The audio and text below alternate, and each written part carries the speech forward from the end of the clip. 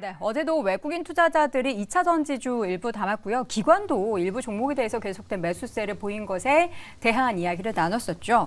이게 이제 순수하게 2차 전지 이제 많이 싸졌어 하고 담기보다는 쇼커버 물량이라고 좀 평가할 수밖에 없을 것 같아요. 네, 그렇게 볼 수밖에 없죠. 어제 뭐 외국인들이 이제 주도를 했고 현물 시장에서만 뭐 지금 1조 넘게 매수를 했고요. 선물 시장에서도 6천억 원 이상을 지금 외국인들이 순매수를 했지 않습니까? 네. 이게 공매도 전면 금지 조치 첫날에 이런 이제 현상들이 발생을 했기 때문에 당연히 이거는 쇼커버 물량으로 볼 수밖에 없다라고 보는 거고 가장 눈길을 끌었던 건 역시 또 뭐 2차 전지 중에서도 에코프로 그룹주를 대표적으로 얘기할 수 있는데 뭐 금지 첫날 상한가 기록했지 않습니까?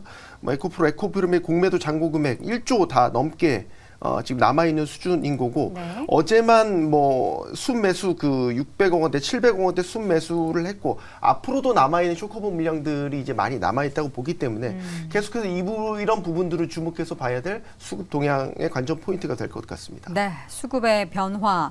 사실 뭐 공매도 칠 때 언제고 2차 전지 이렇게 매수하나 싶어서 이렇게 들여다보니까 그 매수할 만한 이유가 있었던 거는 맞아요. 근데 앞으로도 매수할 수 있을지는 모르겠네요. 근데 이게 저는 매수냐 아니냐 구분해서 매수냐를 좀 따져봐야 된다고 말씀드리고 싶습니다. 네. 왜냐면은 마이너스 1에서 플러스 1이 된 거잖아요. 네. 원래가 출발이 마이너스였어요. 그러니까요. 그럼 이게 매수였냐? 사긴 샀잖아요. 그러니까 갚은 거죠. 그러니까 갚은 것도 어쨌든 산 걸로 시장은 평가하고 있어서 우리가 그거를 알려줘야 돼요. 여러분 이게 산 게 아니라 네. 갚은 겁니다. 그렇습니다. 예, 그걸 끝이에요. 사서 말씀을 갚은 드리는 거잖아요. 사서 갚은 거죠. 그렇죠. 사서 갚았죠. 둘 다 빌려서 갚은 맞죠. 거예요. 네, 둘 다 틀리고 둘 다 맞습니다. 근데 이거 계속 사냐고요. 이 외국인들. 자, 진정하고. 그래서 외국인이 계속 살 것 같냐? 이게 가장 관전 포인트가 될 것 같은데. 앞서도 말씀드린 게 비싸다라고 말씀을 드렸는데 그러면 왜 마이너스를 찍고 버텼냐? 왜 공매도를 찍고 버텼냐라는 부분에서 우리는 좀 더 고민을 해봐야 됩니다. 지금 뭐 전기차 관련돼 가지고 시황이 안 좋아지고 있다, 자동차 시황이 안 좋아지고 있다는 얘기도 나오고 있는 중이고요. 그런 어제도 얘기가 나왔습니다. 테슬라마저도 독일에서 3,500만 원짜리 싼 차를 만들겠다.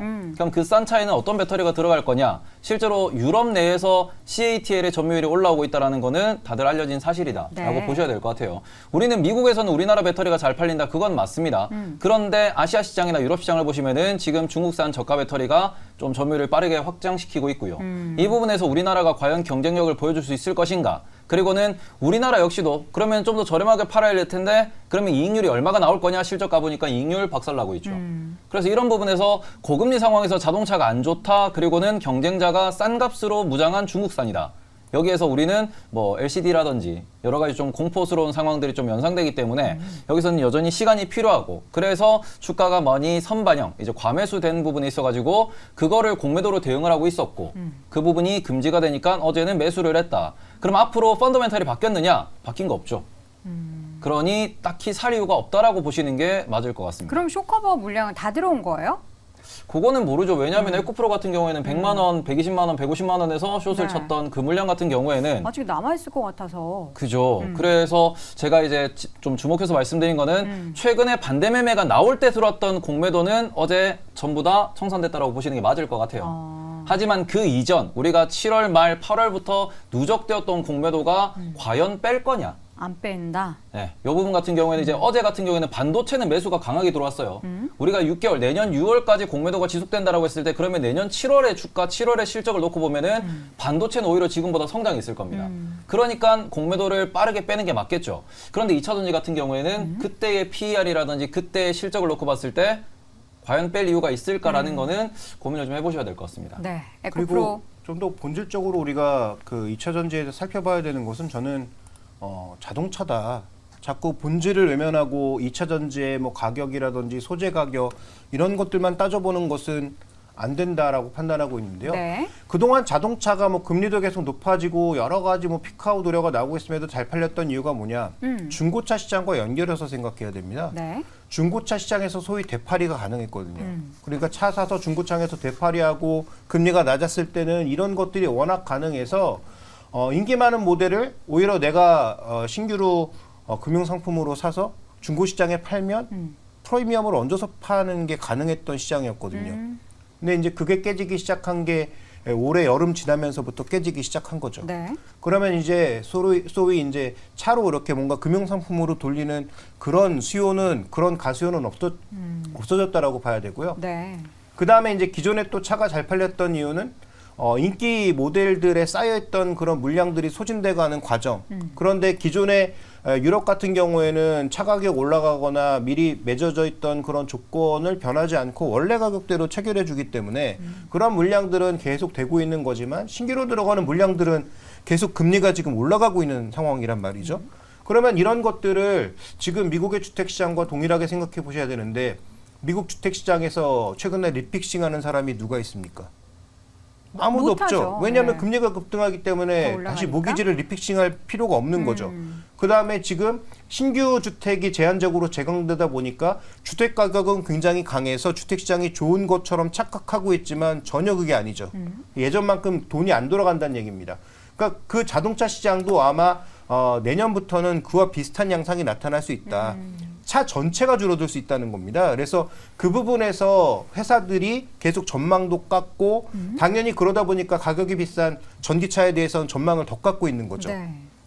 이게 지금 이익이 떨어지고 2차 전지가 흔들리는 하락의 본질이다. 그래서 이게 해결되지 않으면 실적이 뭐 4분기에 적자난다라는 것도 지금 뭐 부담이 되고 있지만 저는 뭐 내년 1분기, 2분기에도 드라마틱한 반전은 없을 가능성이 높다.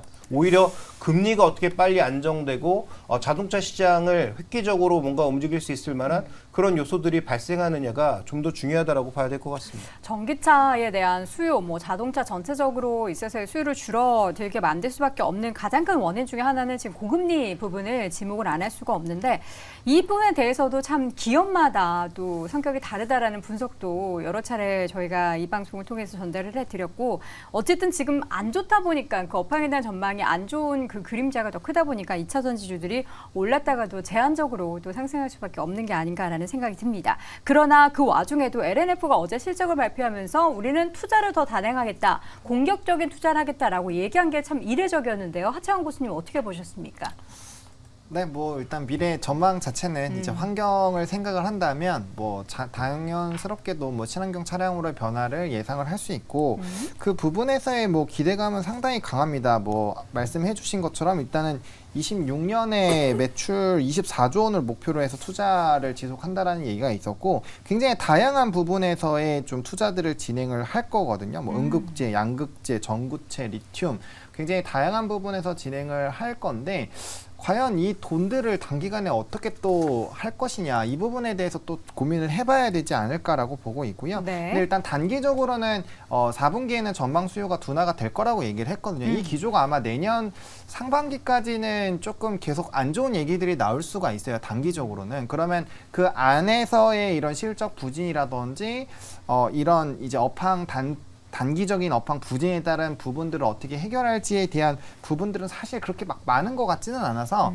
장기적인 관점에서는 좋을 수가 있지만 거기에 따라 이제 자금 조달 고민도 해봐야 될 거고 만약 여기에서 유상증자나 이런 것들이 또 추가적으로 자금 조달로 나오게 됐을 때 주가의 사실 낙폭이 더 확대가 될 수가 있거든요. 그러니까 그런 것들까지 잘 참 고려를 해보셔서 장기적인 비전이 좋은 건 너무 좋죠. 근데 그 안에 해결해야 될 것들이 좀 상당히 많아서 그 부분에서는 좀 한번 고민을 해보실 필요가 있지 않을까라는 생각입니다. 그러니까 뭐 예를 들자면 미국교 엔비디아가 앞으로 AI 관련한 반도체 수요가 너무나 늘어날 전망이라서 저희는 투자를 더 적극적으로 단행을 하겠습니다. 그들은 돈이 많으니까 그렇죠. 투자를 네. 적극적으로 할 수 있고 전방 산업이 기대가 되는 게 눈에 뻔히 보이지만 반대로 2차 전지를 봤을 때는 전기차 관련해서 전방 산업이 그렇게 좋지 않은 상황 속에서 우리는 그럼에도 불구하고 투자에 나서겠다. 그러면 너네는 어떤 돈으로 투자를 할 건데? 라고 했을 때는 네. 또다시 기업의 뭔가 이 차입의 방법에 대해서는 우리 주주분들은 그쵸. 어떤 방법으로 하게 될 것인가에 대해서 좀 주의를 해야겠네요. 그렇죠. 아무래도 주주가치 희석이 될 확률이 굉장히 네네. 높기 때문에 그 부분에서는 고민이 좀 필요하실 것 같습니다. 알겠습니다. 어젯밤 또 전해졌던 소식 가운데 테슬라가 독일에서 이 반값 전기차를 출시할 계획을 밝혔습니다. 뭐 언제 출시할지는 모르겠지만 물론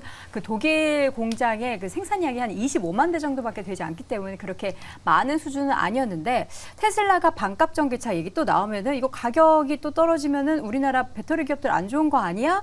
라고 생각하는 연결고리도 어떻게 삼아볼 수 있는 거예요? 아니면 그쪽에서는 다른 배터리 씁니까?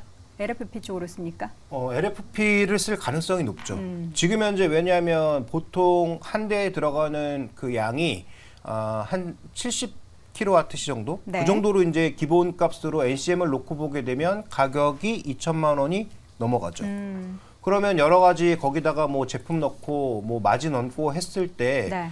기본적인 가격은 뭐 4, 5천만 원 아래로 내려갈 수가 없습니다. 그다음에 유럽의 물가라든지 노임 이런 거 생각해 보면 3,500만 원대 만든다는 것은 테슬라가 손실 보고 만든다는 얘기인데 네. 그럴 가능성은 없다고 봐야죠. 그러면 배터리를 정말로 압도적으로 줄여서 뭐 한 30kWh 정도 놓고 만들 거냐? 그것도 말이 안 되는 거죠. 그러면 뭐 주행 거리가 뭐 200km 내외도 안 될 테니까. 그래서 그런 요소를 고려해 봤을 때 결국은 3,500만 원짜리 한다는 것은 현실적으로는 LFP를 쓸 수밖에 없다는 얘기고요. 그 다음에 지금 중국 업체들 같은 경우에는 자신들의 공급 과잉 때문이기도 하겠지만 더 공격적으로 가격을 낮추고 있는 상황입니다. 그래서 LFP 배터리 안 좋죠. 겨울철에 더 효율 떨어지고 그 다음에 에너지 밀도도 떨어지고 안 좋습니다. 근데 가격 측면으로 들어가면 대안이 별로 없는 상황이다. 우리가 LFP 만들어 봐야 지금 2026년에 나오고 만들었던 가격이 중국보다 쌀지도 알 수 없는 부분이고 네. 그러니까 여러 가지 그런 요소들이 있어서 중요한 포인트는 우리가 지금 뭐 저도 전망하고 여러 전문가들이 전망하지만 그런 전문가들의 전망보다 실제로 자동차 회사들이 어떻게 하고 있고 어떤 전망을 하고 있는가 거기에 포커싱을 좀 더 해보시는 게 좋을 것 같습니다. 네, 지금 이야기 나누고 있는 가운데 2차 전지 이제 시장에서 지금 유일하게 빨간불을 켰던 에코프로마저 지금 보합권까지 밀려나면서 계속해서 등락을 보이고 있는데요. 앞서서 이제 테이버 호수가 이야기했었던 것처럼 오늘 에코프로가 얼마나 더 버티고 더 올라갈 수 있느냐 여부에 따라서 2차 전지의 방향성이나 시장의 방향성이 달라질 것 같다라고 했는데 지금 구간에서는 영 힘이 없는 2차 전지주들의 움직임이 좀 아쉽기만 합니다. 자, 2차 전지 관련한 이야기를 쭉 나눠봤고요. 다시 한번 의견 정리해드리겠습니다. 김종효 고수, 순환매 여부가 관건이다. 손성우 고수는 공매도에 매몰되지 말자. 하정원 고수, 지금의 수급 논리로 2차 전지를 살펴봐야 할 때다. 테이버 고수는 오를 땐 내타, 내릴 땐 남타. 주가는 결국 실적의 함수다라고 이야기를 남겼습니다. 자, 오늘 젠탑5 함께하고 있습니다. 2위 주제 이어서 확인해 보시죠.